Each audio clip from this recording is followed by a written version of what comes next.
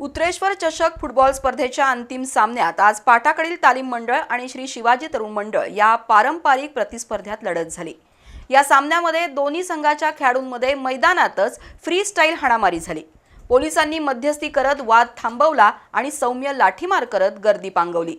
सामन्यावेळी आणि सामन्यानंतरही प्रचंड तणाव या परिसरात निर्माण झाला होता। पाटाकडील आणि श्री शिवाजी तालीम या संघात आज अंतिम लढत होणार असल्याने मोठ्या संख्येने दोन्ही संघाचे समर्थक शाहू मैदानामध्ये उपस्थित होते।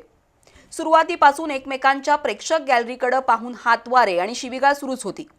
दरम्यान खेळ सुरू असताना दोन खेळाडूंमध्ये वादावादी झाली। या वादामध्ये दोन्ही संघाच्या अन्य खेळाडूंनी धाव घेतली, त्यामुळे मैदानातच तुंबळ हाणामारी झाली।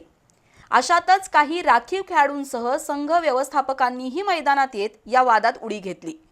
मैदानात हाणामारी आणि प्रेक्षक गॅलरीतून शिव्यांची लाखोली असं चित्र आज निर्माण झालं। घटनेचं गांभीर्य ओळखून पोलिसांनी मैदानामध्ये धाव घेतली। हस्तक्षेप करत वाद थांबवण्याचा प्रयत्न केला, मात्र काही जण ऐकण्याच्या मनस्थितीत नव्हते। त्यांना लाठीचा प्रसाद देत पोलिसांनी तिथून हकलून लावलं।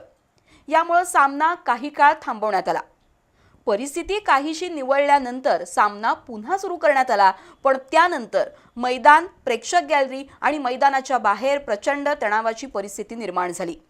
सामना संपल्यानंतर मैदानाबाहेर रस्त्यावरही पोलिसांकडून मोठा बंदोबस्त तैनात करण्यात आला होता। सामन्यादरम्यान दोन्ही संघाच्या तब्बल 11 जणांना रेड कार्ड तर 4 जणांना येलो कार्ड पंचांनी दाखवलं। यामध्ये पाटाकडीलच्या यश देवणे, ऋतुराज सूर्यवंशी, ऋषिकेश मेथे पाटील, ओंकार मोरे, राखीव खेळाडू जय कामत, रोहित पवार यांना रेड कार्ड तर संघ व्यवस्थापक धनंजय जाधव, प्रशिक्षक सैफ हकीम आणि गोलरक्षक राजीव मरियाल या तिघांना येलो कार्ड दाखवण्यात आलं।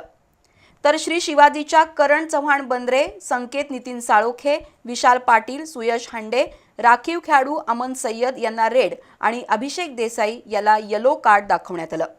या संदर्भातील सीसीटीव्ही फुटेजची पाहणी सामना संपल्यानंतर लगेच केएसए ऑफिसमध्ये पोलिसांकडून करण्यात आली। त्यातील हाणामारी आणि हुल्लडबाजीचे सीसीटीव्ही फुटेज पोलिसांकडून ताब्यात घेण्यात आलं असून त्यानुसार दोषींवर कारवाई करण्यात येणार आहे।